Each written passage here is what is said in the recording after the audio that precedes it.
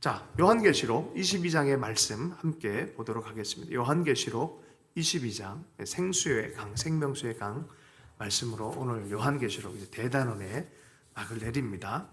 자, 그것에 대한 이제 설명들, 그것의 이 외형과 이런 모습들을 다 설명이 21장에서 끝났고요. 천국에 대한 묘사들이 다 끝났고 이제 그 안에 좀 더 의미 있는 것들을 좀 이게 나눕니다. 우리 생명수의 강에 대해서 얘기를 하고 22장이 마무리되어집니다. 1절, 2절 말씀을 함께 읽겠습니다. 또 그가 수종같이 맑은 생명수의 강을 내게 보이니 하나님과 및 어린 양의 보좌로부터 나와서 길 가운데로 흐르더라. 강 좌우에 생명나무가 있어 12가지 열매를 맺되 달마다 그 열매를 맺고 그 나무 잎사귀들은 만국을 치료하기 위하여 있더라. 네, 수정같이 맑은 생명수의 강을 보이는데 하나님과 어린 양의 보좌로부터 이렇게 흘러나오는 거예요. 강 좌우에 생명나무가 있어요. 우리가 봤던 그 생명나무가 여기에서 등장해요. 창세기에서 등장했던 생명나무, 불칼로 천사들이 딱 지켰던 못 먹게 이제 악을 범하는 자가 영생을 했다가는 이거는 문제 심각하잖아요. 자, 이제는 강 좌우에 생명나무가 있어 12가지 열매를 맺되 달마다 그 열매를 맺고 그 나무 잎사귀들은 만국을 치료하는 그런 효력이 있는, 요엘서 3장 18절에 여호와의 성전에서 샘이 흘러나와서 하나님의 보좌로부터 발원되어진 강에 대한 얘기는 스가랴서 14장 8절에도 그렇고요. 우리가 잘 아는 에스겔서 47장에도 그래요. 계속해서 그 얘기를 해요. 여러분, 이 생명샘물의 주인이 누구입니까? 21장 6절 7절에 또 내게 말씀하시되 이루었도다. 나는 알파와 오메가의 처음과 마지막이라. 내가 생명수 샘물을 목마른 자에게 값없이 주리니 생명샘이 흘러나와. 그죠? 야, 모든 백성 먹이는 바로 이 장면이에요. 이 장면. 그 장면. 그 생명샘이 흘러나고요. 우리는 잘 알아요. 요한복음 7장에서 나를 믿는 자는 그 배에서 생명의 생수가 흘러가리라. 이것은 성령을 가리킵니다 라고 분명히 말씀하고 있어요. 생명수, 성령의 강수가 계속해서 흘러나온다는 거예요.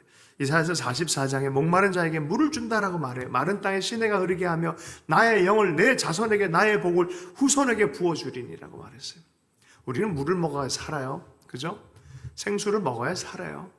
여러분, 영적인 사람들, 부활해서 우리가 하나님 앞에 사는 천국 사람들은, 하나님 백성들은 성령을 마시면서 사는 거예요.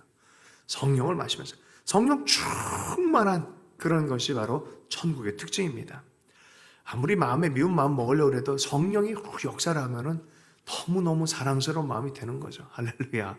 성령이 역사하면 용서 못할 자를 용서하게 되고, 성령이 역사하면 지혜 없는 자가 지혜롭게 되어지고, 성령이 역사하면 정말 놀라운 역사들을 우리가 보게 될 줄로 믿습니다. 나의 영을 내 자손에게 부어주는, 꿈을 꾸게 하고 창조적 역사들을 일어나게 한다는 거죠. 절망에서 희망을, 나는 여기까지일 거야 라고 생각했던 것도 하나님의 큰 꿈을 꾸며 말도 안 되는 꿈이 마음속에 딱 씨앗이 심어지기 시작하는 거죠. 여러분, 그래서 아브라함도 절망할 만하면 하나님이 자꾸 데려가서 비전을 꿈꾸게 하고 꿈을 꾸게 하는 거예요. 뭐예요? 성령의 작용, 성령의 역사 안에 그 생명수를 마시며 힘있게 달려가라 라고 말씀하는 그런 것으로 우리 이해가 되어집니다. 우리 3절부터 5절 생명나무와 우리 하나님의 사람들의 삶에 대한 이야기들이 있습니다. 3절에서 5절까지 말씀을 보겠습니다.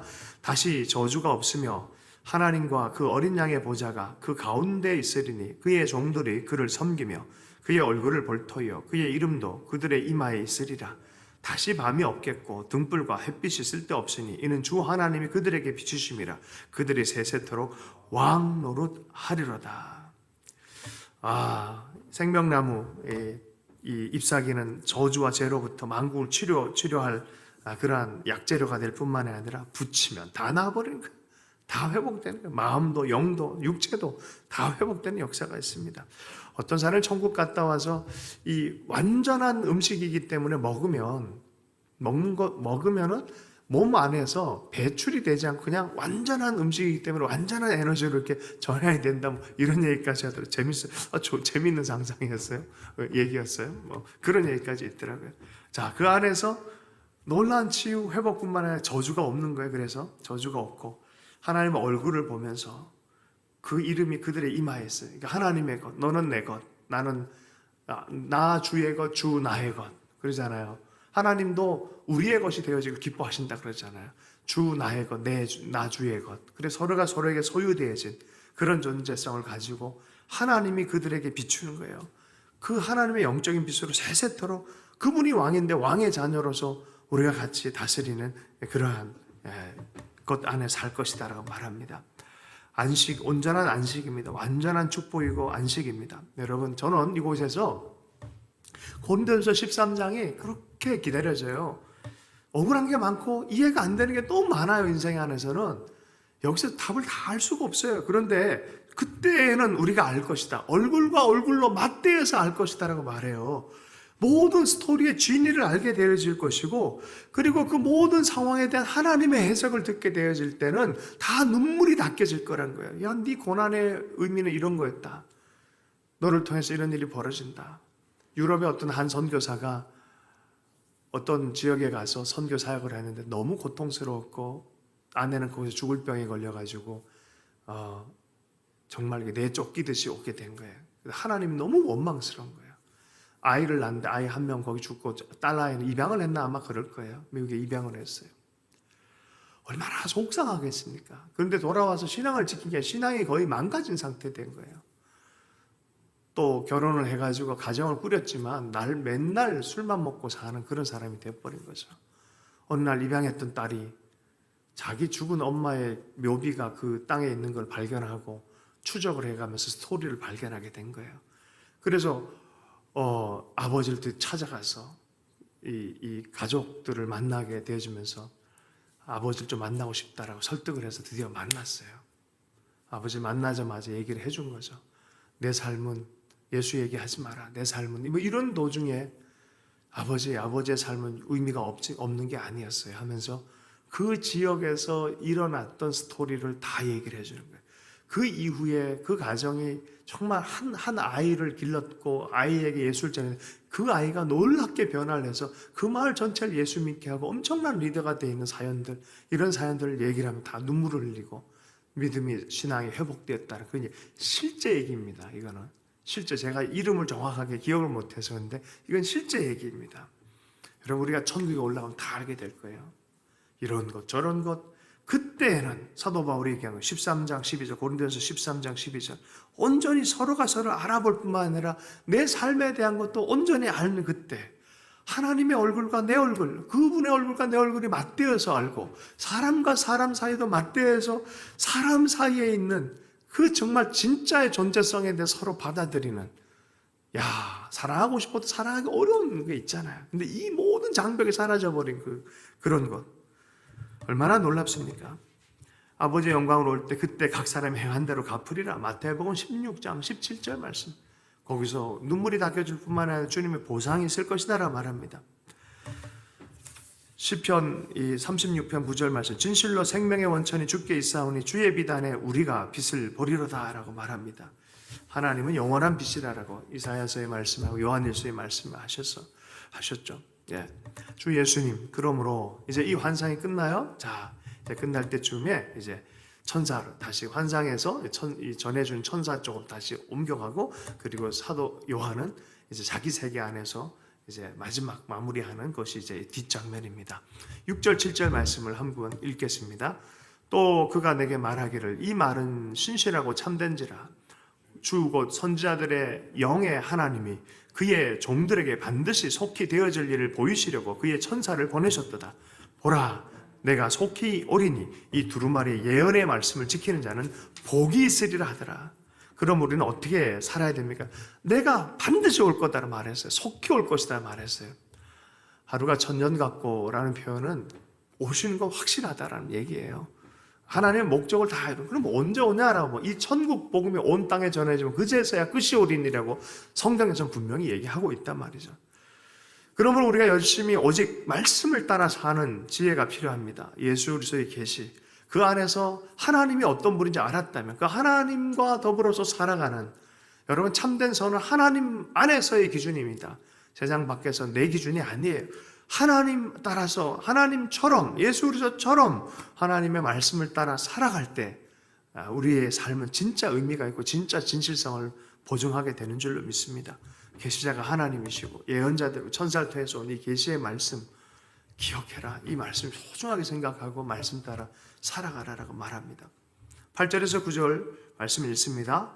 이것들을 보고 들은 자는 나 요한이니 내가 듣고 볼 때 이 일을 내게 보이던 천사의 발 앞에 경배하려고 엎드렸더니 그가 내게 말하기를 나는 너와 내 형제 선지자들과 또 이 두루마리의 말을 지키는 자들과 함께 된 종이니 그리하지 말고 하나님께 경배하라 하더라.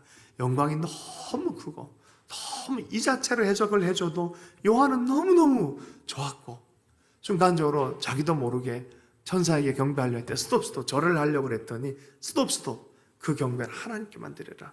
하나님께만 드려라라고 말합니다. 10절 13절 읽습니다. 시작. 또 내게 말하되 이 두루마리의 예언의 말씀을 인봉하지 말라. 때가 가까우니라. 불의를 행하는 자는 그대로 불의를 행하고 더러운 자는 그대로 더럽고 의로운 자는 그대로 의를 행하고 거룩한 자는 그대로 거룩하게 하라. 보라 내가 속히 오리니 내가 줄 상이 내게 있어 각 사람에게 그가 행한 대로 갚아주리라. 나는 알파와 오메가요 처음과 마지막이요 시작과 마침이라. 아멘. 여러분 이 말씀이 위로가 되고 또 이 격려가 되어지고 또 기대가 되어지고 또 하나님의 치유가 되어줄 수 있기를 원합니다. 주님 갚아주신대잖아요. 할렐루야. 저는 이게 막 위로가 돼요. 감격이 돼요. 하나님 갚아주시겠다. 하늘에 올라가서 주님 배 대면하는 그 하나님 나라 임할 때 하나님 앞에서 이렇게 정말 이렇게 잘했다, 충성된 자야. 이러면 얼마나 좋겠습니까? 잘 모르겠는데, 네 명단 찾기 좀 어디 있더라? 이러고, 있긴 있는데 희미하다. 이러면 아주 곤란하지 않겠습니까? 그래서 하나님께 경배하는 예배자의 삶을 사십시오. 하나님의 말씀을 늘 대하면서 하나님의 경건한 두려움을 가지고 사랑하는 마음을 가지고 그걸 경외한다라고 표현해요. 하나님을 경건한 두려움을 갖고 사랑하는 마음으로 섬기는 것을 경외한다라고 합니다. 하나님의 말씀은 우리를 예배하게 합니다. 하나님의 말씀 안에 머물수록 우리는 예배자가 될 수밖에 없어요. 말씀을 아는데 예배하지 않을 수가 없어요. 이 하나님의 말씀을 온전히 마음에 새기는 자들만 온전한 예배자가 되는 줄로 믿습니다. 아름답고 거룩한 것으로 여호와께 예배할지어다. 온 땅이여 그 앞에 떨지어다. 시편 96편의 말씀에 오늘 이후로 96편부터 100편까지 한 말씀 읽어보세요. 이 구절, 이 종말론적인 그림을 그대로 그려놓고 있어요. 14절부터 15절까지의 말씀을 읽습니다. 자기 두루마기를 빠는 자들은 복이 있으니 이는 그들이 생명나무에 나아가며 문들을 통하여 성에 들어갈 권세를 받음이로라. 개들과 점술가들과 음행하는 자들, 살인자들과 우상숭배 및 거짓말을 좋아하며 지어내는 자는 다 성 밖에 있으리라. 하나님의 성 천국에 속하지 않은 것은 지옥으로 떨어질 수밖에 없는 거예요. 그런데 자기 두루마기를 빠는 자들, 늘 십자가 품고 사는 자들입니다. 여러분 늘 회개하십시오. 회개는요 주님으로부터 구원의 걸 받았지만 우리 존재 속성상 늘 또 회개할 것이 생길 수밖에 없어요. 그런 사람들은 복이 있다. 그런 사람들은 복이 있다.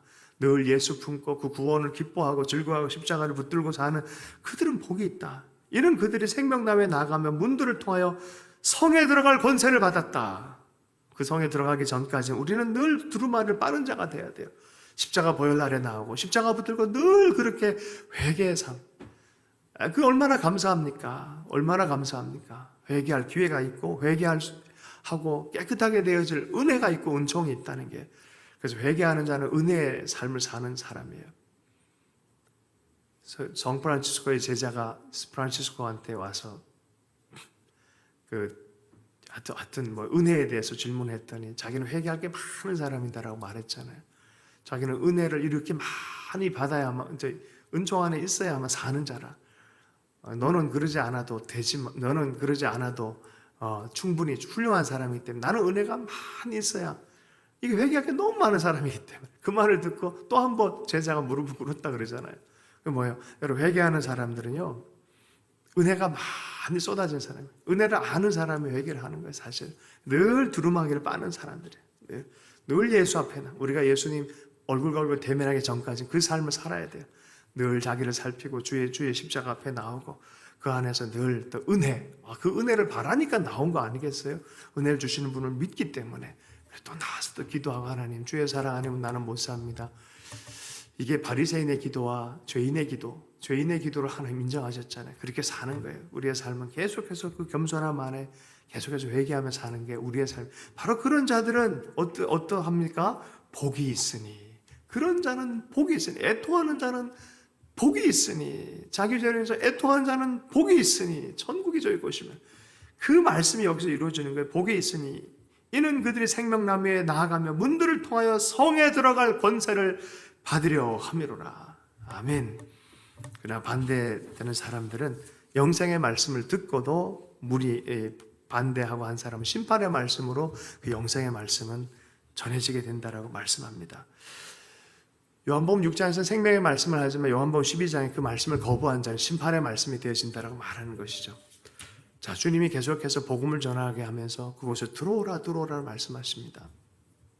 우리는 또 그걸 받은 사람이고 그 영원한 복음을 전파하도록 또 선교적 사명을 받은 사람입니다. 자, 그럼 우리는 어떻게 살까? 이제 요한이 이제 뒷부분에 대해서 완성하면서 또 요한계시록 자신도 이렇게 완성하면서 기록하면서 여기서 얼마나 큰 감격이 있었을까?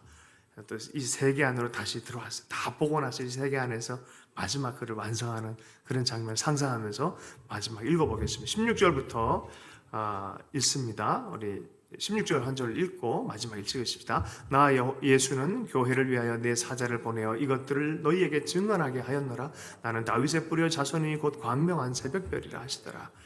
예수 그리스도로부터 온 거에 대한 얘기예요. 그죠? 이건 증언. 이제 한 단락이 끊어졌고 예수님께서 당부한 거예요. 이거는 예수님이 당부한 거예요. 분명하게 보증을 하고 예수의 보증이 딱 나타나는 거예요. 자, 그다음 17절부터 20절까지 이제 하나님의 초청, 그러니 오라라고 이렇게 얘기를 합니다. 바로 이곳으로 초대하고 있어요. 17절부터 21절까지 말씀 함께 읽겠습니다. 시작. 성령과 신부가 말씀하시기를 오라 하시는도다. 듣는 자도 오라 할 것이요 목마른 자도 올 것이요 또 원하는 자는 값없이 생명수를 받으라 하시더라. 내가 이 두루마리의 예언의 말씀을 듣는 모든 사람에게 증언하노니 만일 누구든지 이것들 외에 더하면 하나님이 이 두루마리에 기록된 재앙들을 그에게 더하실 것이요 만일 누구든지 이 두루마리 예언의 말씀에서 제하여 버리면 하나님이 이 두루마리에 기록된 생명나무와 및 거룩한 성의 참여함을 제하여 버리시리라. 이것들을 증언하신 이가 이르시되 내가 진실로 속히 오리라 하시거늘 아멘. 주 예수여 오시옵소서. 주 예수의 은혜가 모든 자들에게 있을지어다. 아멘. 하나님이 오라라고, 이 천국으로 오라.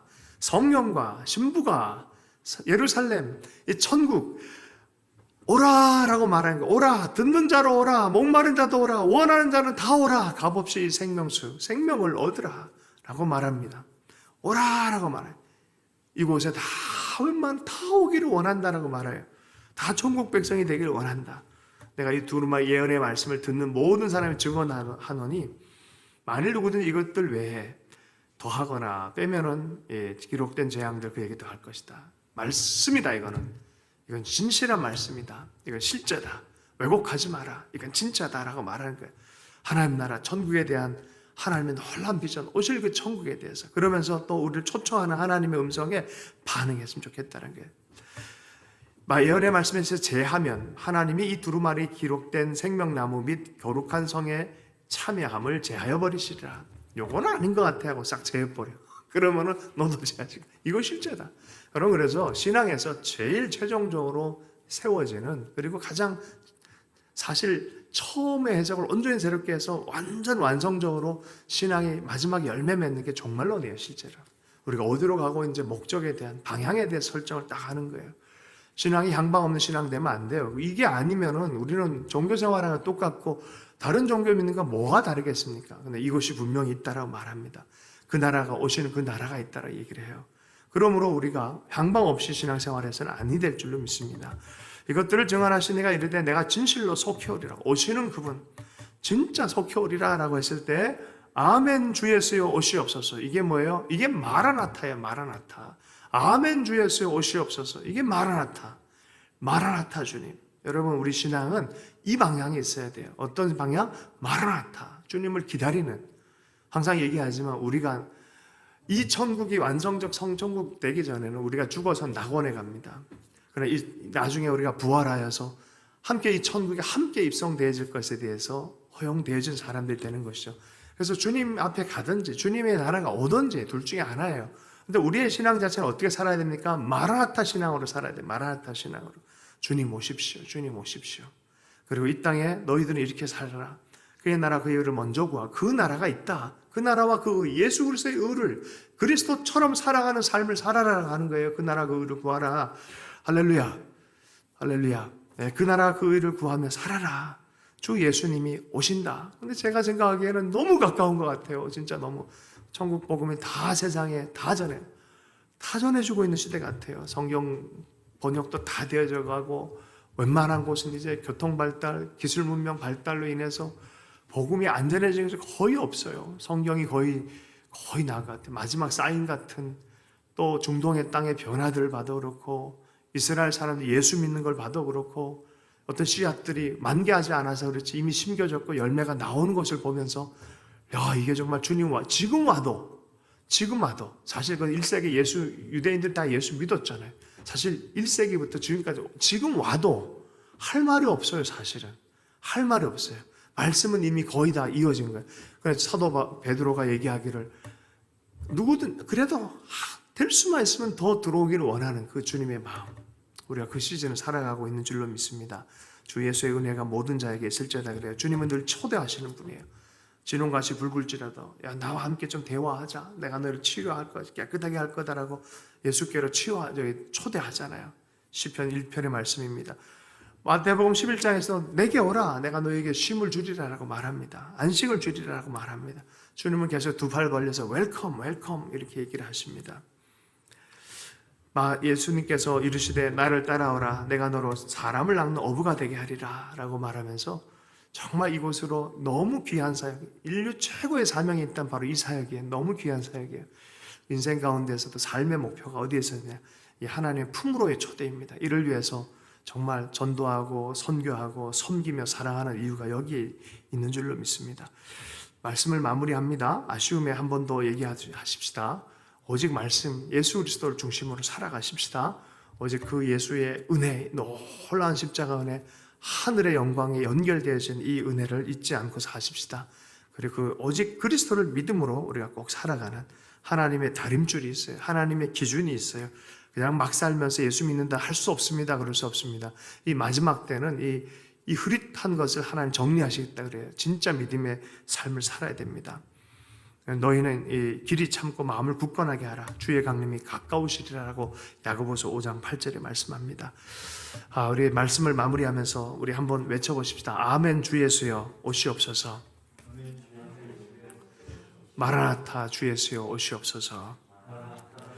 예, 마라나타 신앙으로 우리 승리하는 우리 신앙인들 되고 우리 핫하우스 되고 우리 가정들 되면 좋겠습니다. 주신 말씀 붙들고 기도합니다. 주님 오십시오. 주님 오십시오. 주님 우리를 그 하늘나라로 초대해 주시고 천국의 환상 비전을 품게 해주셔서 너무나 감사합니다. 이 분명한 하나님 나라의 초대를 잊지 않게 하시고 향방 없이 살지 않게 하시고 온전히 주 예수 붙들고 하나님 주 안에 있는 이 상급을 바라보고 또 주님의 사랑 안에 비단에 사는 자들 되기를 원합니다. 성령의 비단에 살기를 원합니다. 고난 중에 있을지라도 그 빛이 충만함으로 우리는 즐겁게 주님을 섬기는 예배자가 될 수 있음을 믿습니다. 하나님 온전한 예배자로 주 앞에서 눈물을 씻김 당하며 하나님 앞에 하나님께 속하고 하나님이 내게 속한 이 비밀의 초대 아버지 놓치지 않게 하시고 아버지 이 사랑 놓치지 않게 하시고 이 축복 놓치지 않게 하시고 사는 날 동안 하나님을 영화롭게 하며 살아갈 수 있도록 주님을 기뻐하는 예배자가 될 수 있도록 붙들어 주시기 원합니다. 이 믿음의 삶이 다 완성했을 때 주님 영접하시고 주님께서 주실 놀라운 영광의 문을 들어갈 수 있도록 우리 성도를 한 사람 한 사람 붙들어 주시고 인쳐 주시고 하나님 굳건한 믿음의 삶 살 수 있도록 역사해 주시기 원합니다. 우리 가정과 교회 주님께 의탁합니다. 주님 참된 믿음의 공동체 되게 해주시고 이곳에 들어온 자들마다 천국을 미리 맛볼 수 있도록 은혜 허락하여 주시옵소서. 모든 것 다 주님께 의탁합니다. 주일 사역도 주님께 의탁합니다. 우리의 예배가 천국의 예배와 정렬되게 해주시고 아버지 천국의 예배와 더불어서 드려진 예배가 될 수 있도록 하나님 내일도 축복하시며 하나님이 예정하신 은혜를 복 주시기를 간절히 기도합니다. 모든 것 주님께 의탁합니다. 살아계신 예수님을 축복하며 기도했습니다.